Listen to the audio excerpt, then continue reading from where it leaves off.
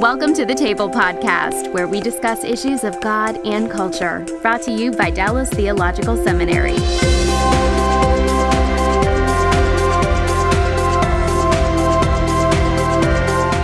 Welcome to the Table. We discuss issues of God and culture. I'm Darrell, Bock, Executive Director for Cultural Engagement at the Hendricks Center at Dallas Theological Seminary in Dallas, Texas. And I got to say Dallas, Texas, because I've got an esteemed group here with me to discuss really the nature of the church.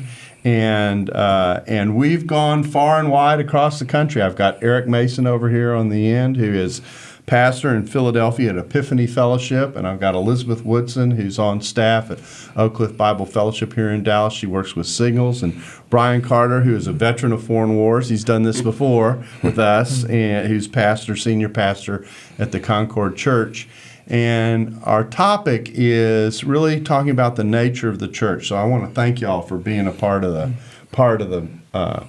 table today. Thank you. Thank you. Yeah. Thank you. We're going to set a little bit of we're going to set the table for the table, and the table that we want to set is this: that at the core of the gospel is the theme of reconciliation.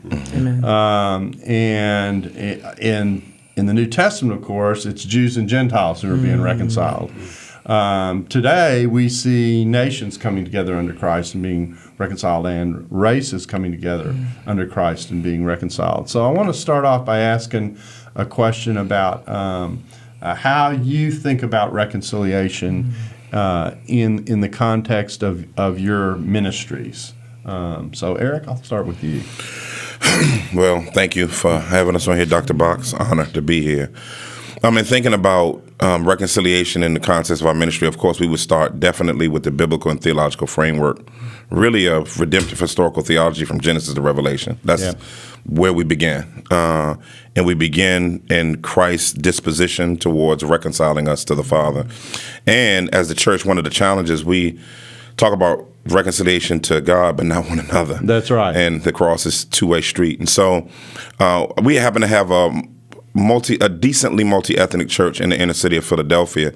And so we have to really hit it head on. So our average age is between 25 and 32. And so as we begin to work through and think through the idea of reconciliation, one of the things that we begin to challenge really our congregation with and one another with is, are we just going to, because everybody says Sunday's the most segregated time. We would say outside of our Sunday morning is our most segregated time. And so because people like to gather together for the appearance of multi-ethnicity, but on a practical level, when it comes to outreach, when it comes to community, when it comes to local, international, national, we plant churches and we do foreign missions. And so it seems to be more homogeneous than hetero in relation to the nature of our church. And so we're always pressing up against that reality. And one of the ways that we really push on reconciliation is because we're in a deeply broken neighborhood, 90% single-parent homes, 90% of the pregnancies in an abortion. We're pushing our white brothers and sisters who are in that particular context, who may be middle, upper class, or come from a rural area, that if you're going to become a part of the church, don't become a part of the church as a missionary opportunity, but actually come up under the leadership of ethnic minorities and be in community with people that aren't like you.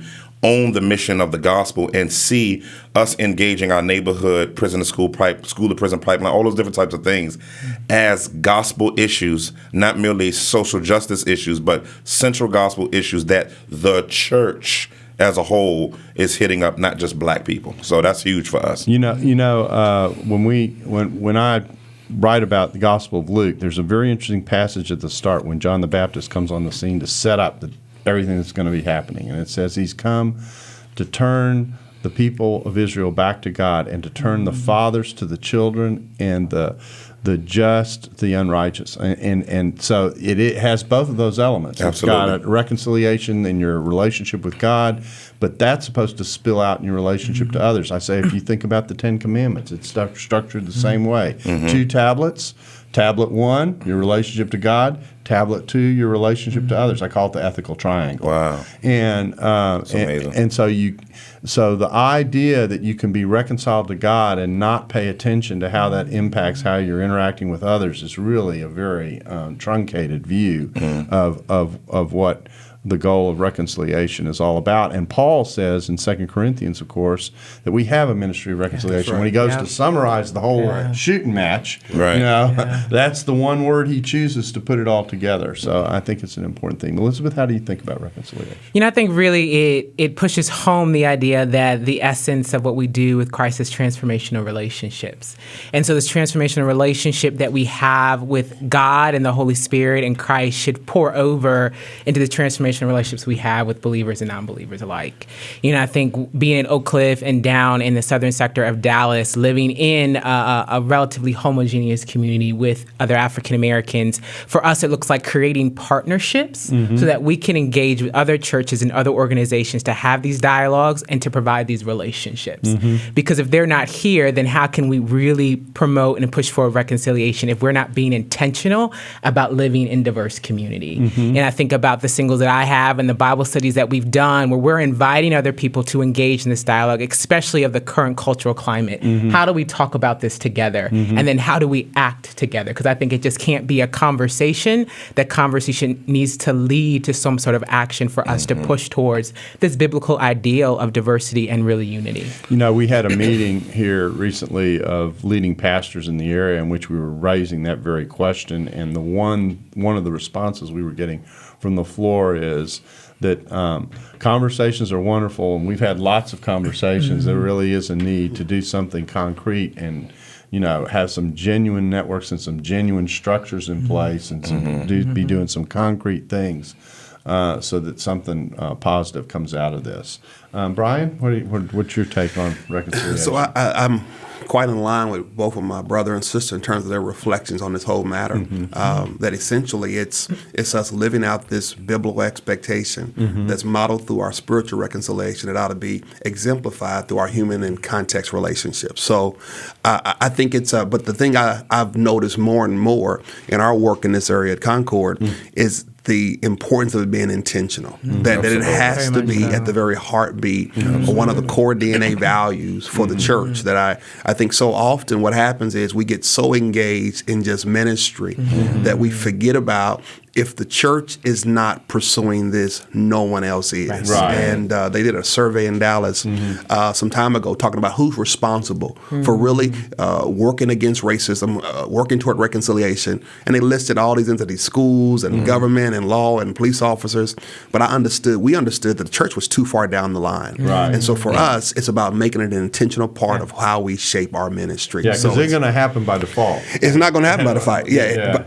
By default, we drift away instead of stepping into that space. So for us, it's partnering with churches. It's some of the work we've done with pulpit swaps, partnering. This year we had 8 churches, 8 black, 8 white, swap pulpits on the same day around this ideal of us, let's begin to share this worship together, but let's also begin to talk about how do we engage in the city together. Because it's our belief that the city needs the gospel and the city needs the church, but that reconciled church can do much more than a church in our own area alone. Right. And so it's us pressing into that. It's us finding ways to serve together, have conversations. So we've done that with another church in our city. We've had our men spend like 4 weeks together and talk about the history of racism in the country, talk about just the dynamics in our city, and then talk about what's the game plan. How do we move forward in addressing this issue in real ways? Yeah, it's terrific.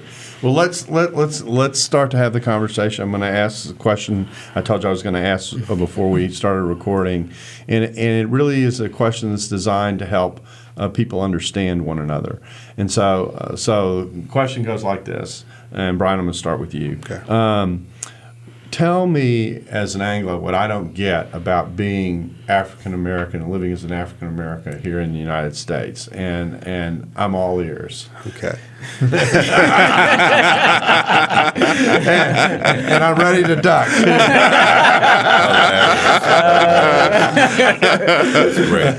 It's a great question, Yeah. and I think it's that kind of question that we have to ask more of. Absolutely. To really begin to face some of the issues. I think one of the challenges we face is that we ignore the distinctives that shape my Christian experience. We have a common gospel, a common faith, but there's some uniqueness to my experience as African American, and even my experience is not monolithic. I mean, across the faith, there are different aspects that reflect the African American Christian experience.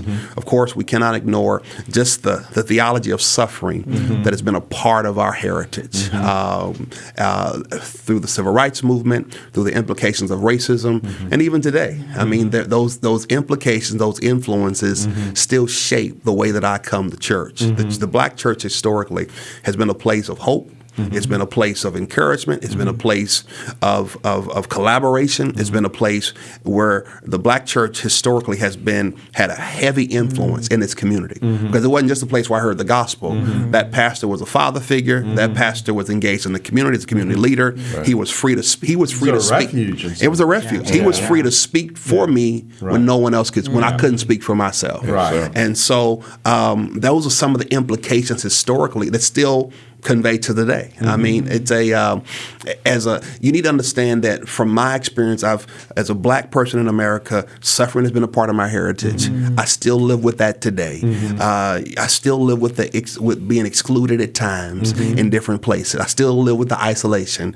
My commitment to Christ is real. I think sometimes the Black church has sometimes been devalued because of its approach to ministry, because of its emotionalism and things. But that doesn't mean that, from my experience and from what most of us understand, the Black church has always had a strong commitment to the gospel. And so I think understanding our commitment to the gospel has been through and through and stands today. How can you not have an emotional dimension when part of the experience has so much pain? I mean, how can that? You can't do that, right? And so it seems to me it's an important. I asked this question to Tony Evans when we did an earlier podcast, and he responded and took me through a series of experiences that he has as an African American that I can't really identify with. Well, the closest I can identify with it, I did live, I told him afterwards, I said, I did live 4 separate years, single years in Germany, where German was not my first language. It was my second language.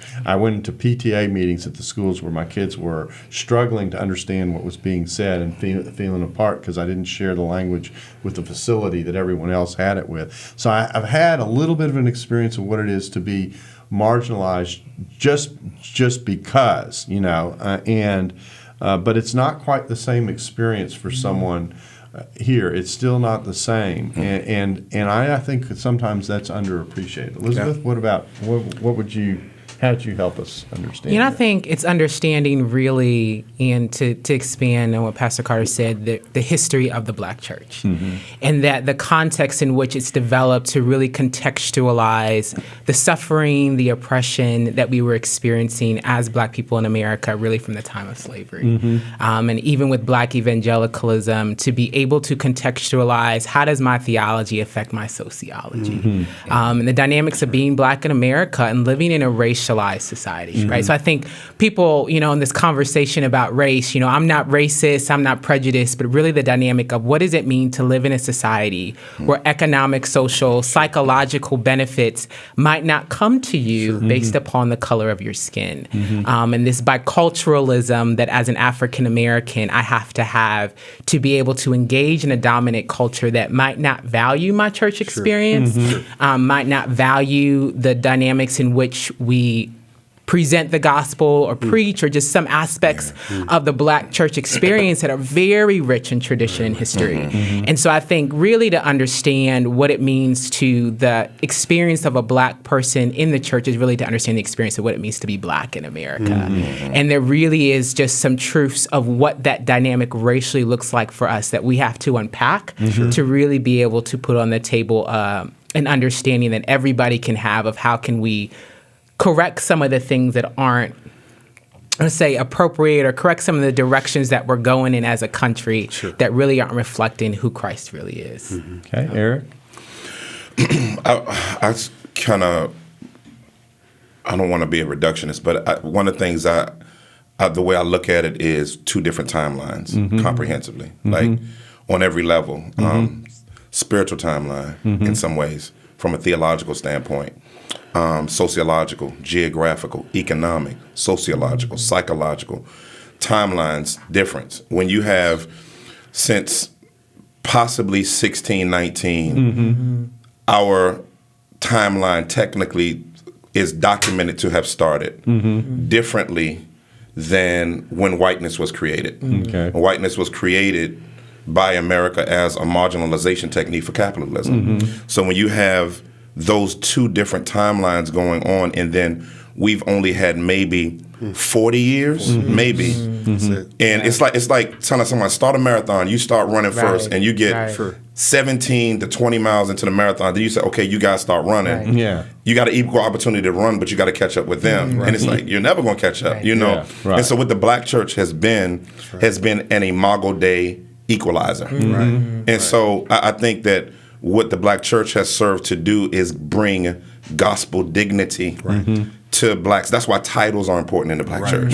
Titles is not a pride thing at its root. It's really when you were out in the street or when you were at work, an older black man had to address a younger white man as sir. You know, and nobody called him sir.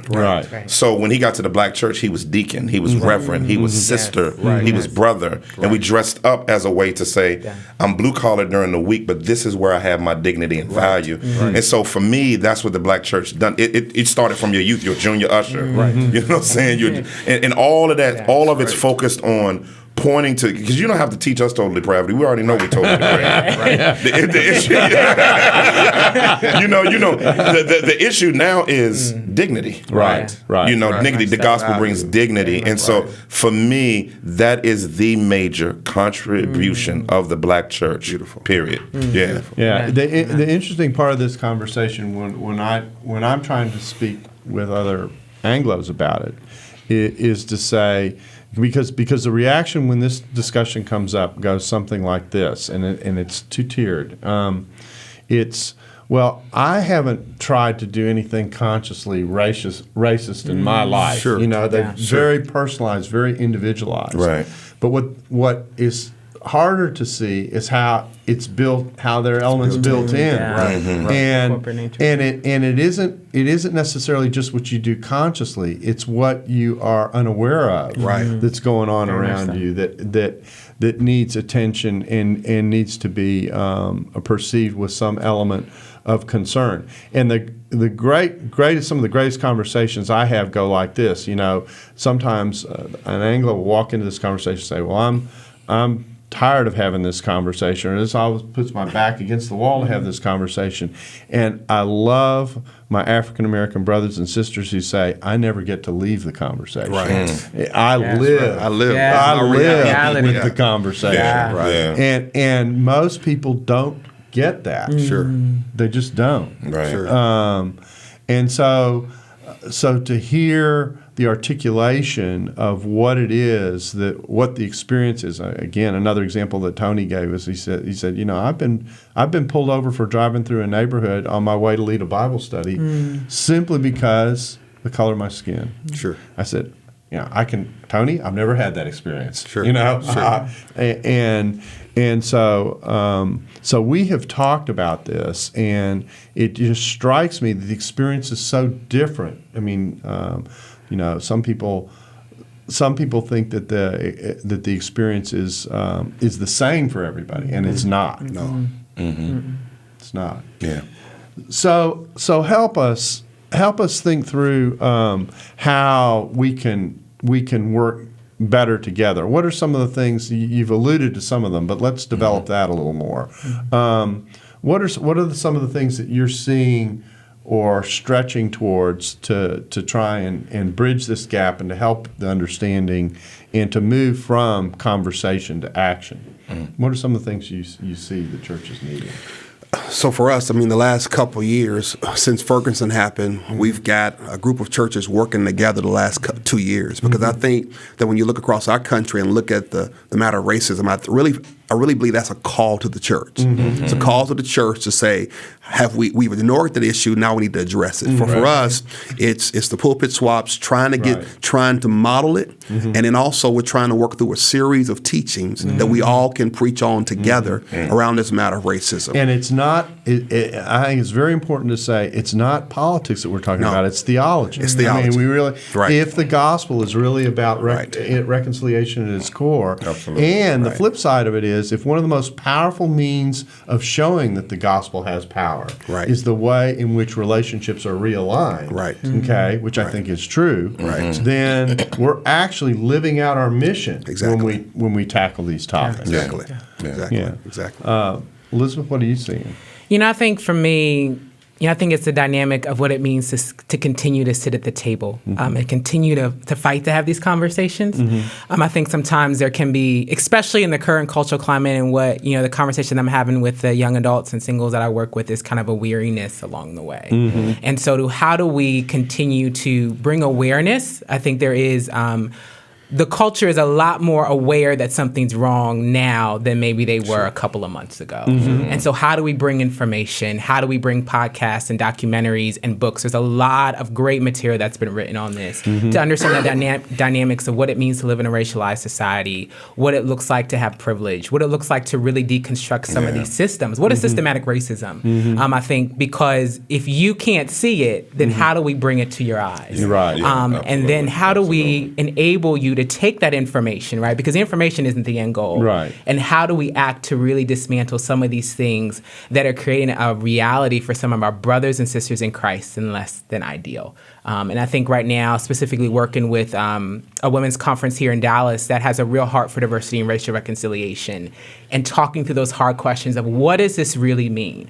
What does it look like for us to move beyond the shallow, to move to places where we're uncomfortable and are comfortable being uncomfortable and really engage this next generation with the tools that they need to be able to act. And you're challenging people to let God go to work and changing their lives and in thinking about living in fresh and dynamic ways that actually contributes to the unity and the oneness of the body. Eric?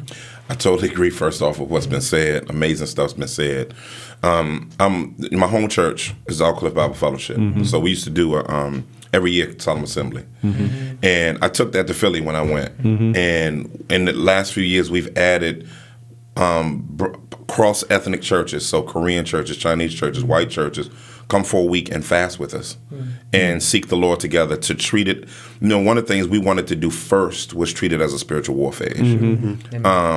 Because we realized, the weapons of our warfare aren't carnal, but divinely powerful, the destruction of fortresses. So this racism and injustice is a fortress that needs to be destroyed. It's a stubborn mindset that needs to be decimated by the weapons of our warfare, which fasting, I believe, is one of those things. Praying is one of those things. And so getting together. The other thing that we've instituted is opportunity. We have a conference called Frequency Conference every year. Within it this year, we called it Woke Church. And in it, we had racial IQ workshops, so that blacks and whites could begin to learn. Because you'd be surprised, there are African Americans who don't believe that there's systemic racism still. And so we had those racial IQ workshops and invited those folks in so that people can get developed in that framework. Other thing, we had a service together and that type of thing. Now we started something called the Woke Church Think Tank, where now we're working through how do we develop professionals in every area. We have psychologists that are talking about the post-traumatic stress of African Americans and how to work with that and how to train whites to leverage their privilege for gospel means to bring systemic change in communities. So that's just some of the things we're working on and trying to see if the Lord's going to continue to blow on it. I think for too long in the church, the discussion of racism has been seen as a political discussion or a social justice only discussion and not a theological discussion.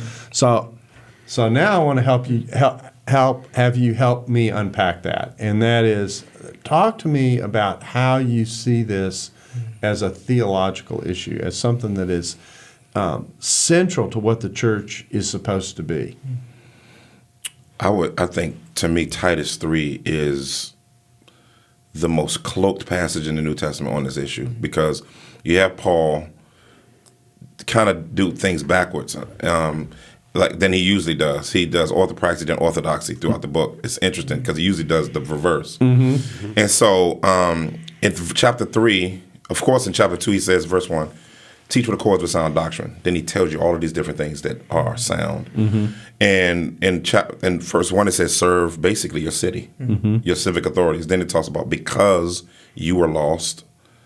Then it goes into regeneration, all of this, and God being the ultimate philanthropist. Then by saving us, then he goes into teach our people to learn to engage in meeting pressing needs in order that we may not be found unfruitful. Beautiful outworking of right there in that passage. For me, that's a core passage for us in thinking about what are the pressing needs. So it's in, you can't, if you got Twitter, and so I think that right now the church has a forth-telling prophetic opportunity to begin to reinvigorate its I'm getting into what I'm going to talk about later, but reinvigorate its prophetic voice again, to show the world that we do think something's wrong, and we do think that we've contributed to it, and that we want to help be a voice and practitioner in helping evade everything that we've helped create. So, Okay, so and what I see you talking about in Titus, and I think this is actually true of the New Testament in general and Bible in general, and that is when God begins to invade a life, he isn't invading a life to have us think differently. He's invading a life to impact our relationships. He's invading our life to have us think through the way in which we live with one another. And again, another classic passage example is the passage of the Good Samaritan in Luke, where the lawyer, being a good lawyer, is trying to limit his responsibility by asking, who's my neighbor, when he's really asking, aren't there some people I'm not responsible for? Wow. And then crazy. And then in the midst of it, Jesus tells a story that says, you're supposed to go and be a neighbor. Don't worry about who this applies to. You just be one. And then, oh no, by the way, and neighbors can come and surprise and package. Wow, absolutely. And so in the midst of that, you're seeing really a reconfiguration of the way we're supposed to be thinking about the relationships that we have. So that's very helpful. Elizabeth, you've talked about kind of the current environment. Okay, I'm going to try and go. Okay. Okay, so I'm going to let you describe the current environment as you see it. Okay, so what is the current environment as you see it, and then we'll go gently into this. Okay, go ahead. I think if we're honest, there always has kind of been this divide between black and white in our country. And I really believe that, and even the feedback and conversations I've been having again with the people that I steward at Oak Cliff, is that the divide in some sense has become a chasm. Because there really is, our vote is the most powerful voice we have in this country. And so, I think to reduce people to kind of a one-line narrative isn't right. I think because we struggle with people doing that for African Americans, but to realize that there are dynamics that were expressed in this political campaign, and that people feel, are you in support of that, or are you in support of me as an African American? And so I think the real dynamics is that some people have felt left behind and felt that they weren't stood with when it really mattered. And again, the issues are complex. We cannot reduce them or simplify them, but really it is, we've been having these racial reconciliation conversations. We've been talking through this stuff for years. And when I ask you or need you to stand with me, from our perception and our experience, we feel that we were left by ourselves. And I think the hard thing about this election has been that there were actually the issues were layered, if I can say it that way. And so what you had were people who said, I value this concern and this choice in relationship to another set of concerns and another choice. So you had a lot of people who said, I'm not happy with the choice here at all. Okay. But I've got to cast a vote. So and they parsed that, if I can use a good grammatical term here. They parsed that out, and in the midst of parsing that out, a whole group said, groups, not a single group, whole group said, what about us? And why do we come down the ladder and down the road in the consideration. I get that, and I think that the church is actually put in a challenging position as a result of that, to show that in the midst of the prioritization that many did undertake, that the people who feel excluded and left out are not left out and forgotten. We actually there's something that needs to be done. So how do you keep hope alive? I think the one benefit that I've seen from this is that people do realize that there is a problem. And so I've seen Black and white, Asian, Latino believers say, we need to come together and we need to talk about this and we need to address this.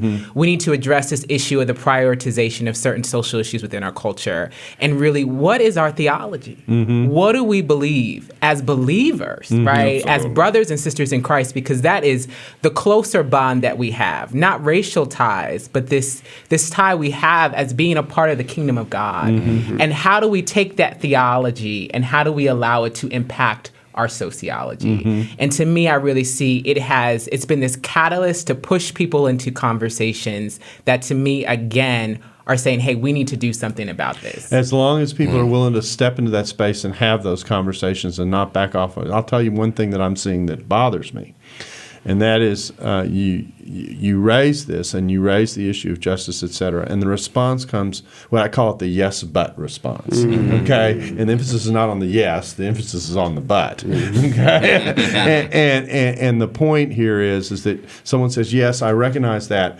but, and then and then whoever they perceive the other side as being, the other side does this, okay? Sure. And so it's like, I call it not owning your own junk. Okay, that you push it off and you say, well, they're doing this, and sometimes the suggestion is, and what they're doing is worse than the problem that we have, and you wash your hands and you walk away. Yeah. But that's not a Christian response. Right. Christian response is to own your own junk. It's to recognize we fall short here. We're not supposed to be like the world. We're not supposed to be like the things that we're complaining about. We're supposed to be different and distinct, and we're supposed to be building in a positive direction. We're supposed to deal with the places where we fall short and bring them before the Lord and work on them. And it seems to me that getting into the conversation and having the conversation, at least from some degree from the Anglo side, is to recognize that the way to respond is not with a yes, but here's the problem on the other end. No, I've got to own and deal with the stuff that I can own and deal with. Right? Does that make sense? Makes a lot of sense. Makes a lot of sense. Yeah. So Brian, talk about some of the things that you guys are doing to try and work. You've alluded to them, but what exactly does some of this involve? So I just believe that as we continue to have these conversations, one of the things I think that's been dynamic, that's been unique with our situation, is the partnership with my friend in the city, Jeff Warren, a white pastor, who's really leading his church into this space. And I think when we talk about these dynamics, I think one of the things we're discovering is that it really calls on the white pastor. I mean, the black pastor, we can talk about it every day, all day. But when that white pastor steps up and preaches a series and challenges his church, and I think that's really a space where we're in now, is that we need that kind of leadership. And so he's really been a great partner in the city. And I've seen a lot of other pastors partner with us. And so for us, it really involves, one, helping to inform our congregation, helping to bring together. We brought together our men. We sat down around round tables, and we sat down and we talked. He taught a lesson on systematic racism, and then we had discussion around what is that. And then we talked about what does that look like in our city. And talked about the poverty, talked about the lack of opportunities. And then we talk about, okay, what are our next steps? And we identify about 10 key next steps that we're going to commit to, with 3 of those around those. One being around economic issues, one developed around the mass incarceration system, and then one around just deepening our relationships. And all we're talking about here is applied theology. It's applied theology. Essentially. It's not that we're dealing with politics. It's us dealing with the gospel issues. We can't disconnect. In the black church, you can't be disconnected to the social issues. I mean, they're all around us. The poverty, the lack of quality education, all of those issues are a part of who we are. But sometimes in the white church, because of the communities that they live in, they may not have those issues readily around the church. So for us, it's to make sure we don't disconnect those two. issue to make sure it's a gospel issue for the quality education, opportunities for those in poverty, and helping to provide educational opportunity and economic opportunities. So I'm going back to the kind of the image we talked about earlier when you were describing the difference in the African American church experience from generally from the Anglo one, which is the church being a refuge. It's a refuge. It's a resource. It's an advocate. Right. It's an advocate for the black community at large, which is why you see pastors so prominent in every sphere of life. Sure. Would it be fair to say it's almost a I want to say replacement for the family, but it steps into the void of a lack of, in some cases, enough family and community support. It becomes the community support. Is that a fair characterization? Have I overstated it? I think you could say somewhat. I just think some of our culture from Africa made its way to America, and we operate as a village. Okay. And so I think the church is more of a village of extended family. But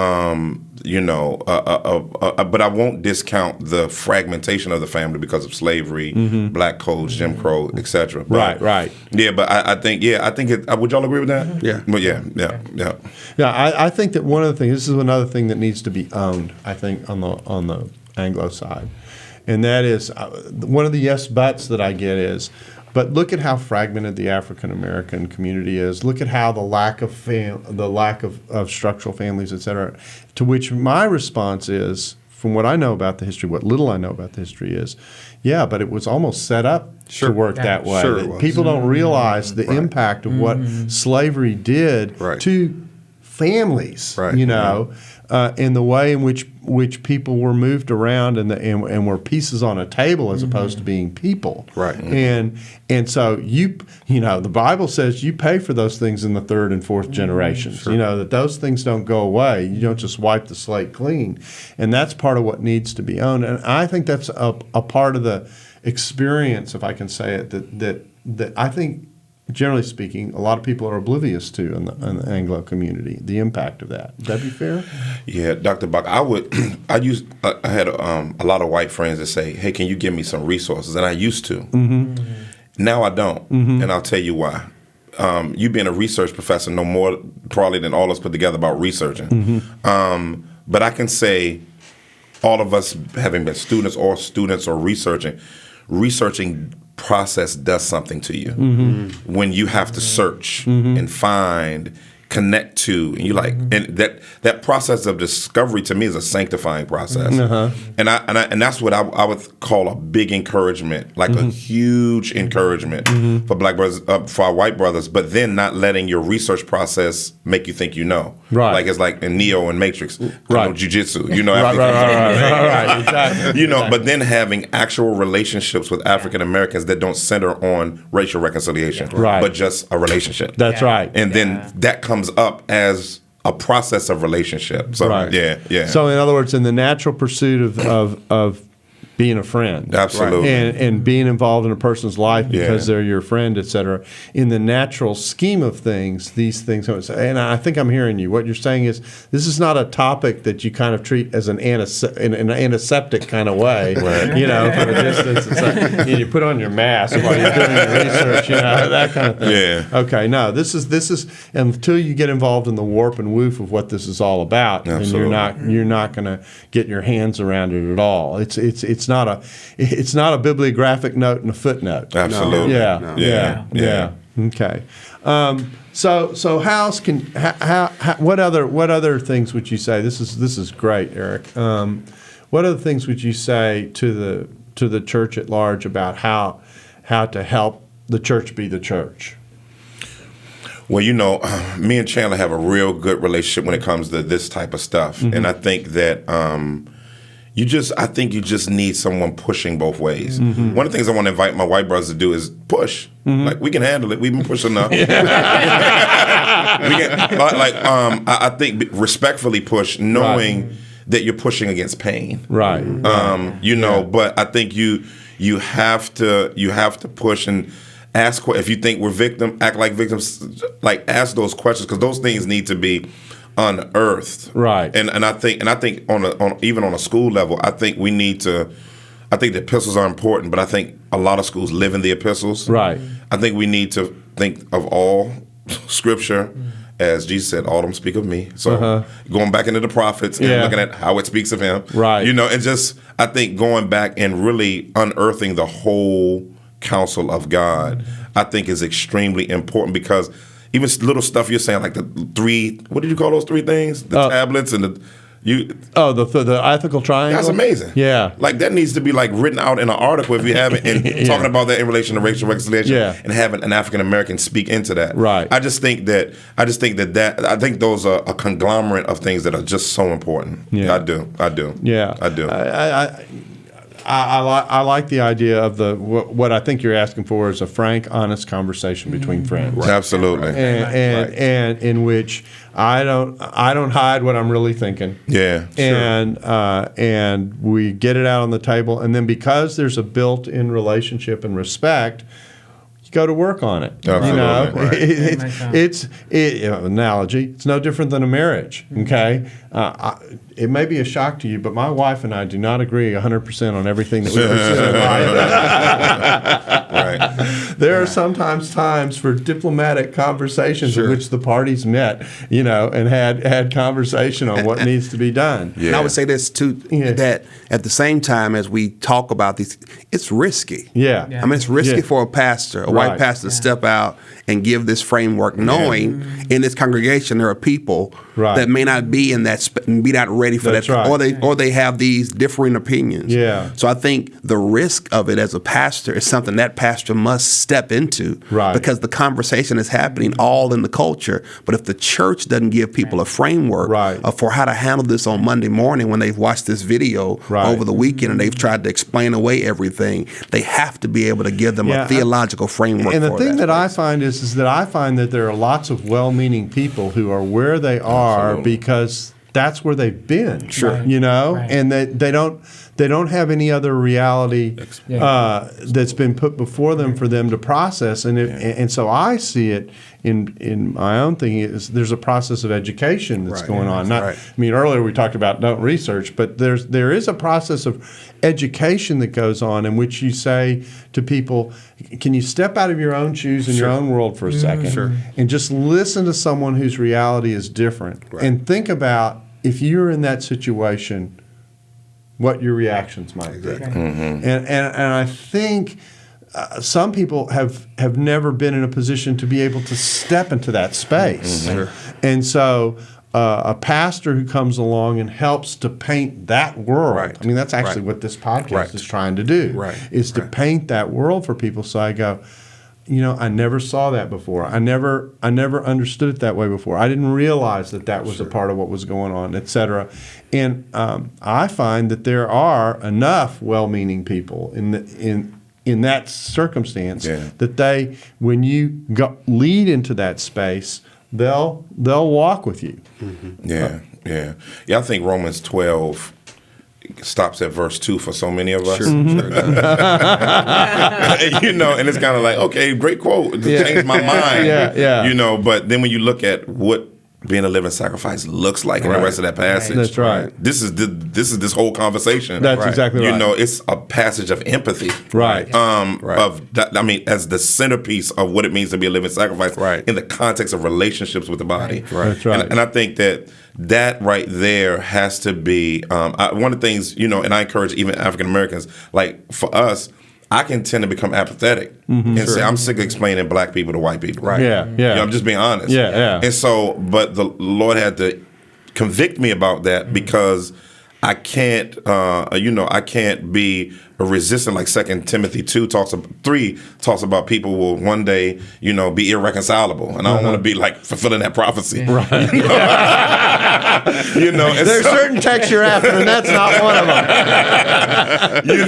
And so I think that's I think that's at the core of this thing. I think if you have a relationship with a white brother, white sister, white families, and different things, and it's a natural part of your relationship. When you have to talk about issues of race and justice, there's a trust that's already there. Exactly. That doesn't start with trying to build trust and talking about something so difficult to talk about. Right. Because they say, can we meet for coffee and talk about the current election? It's like, man, I'm so like what? Like what? You know, that's our starting point.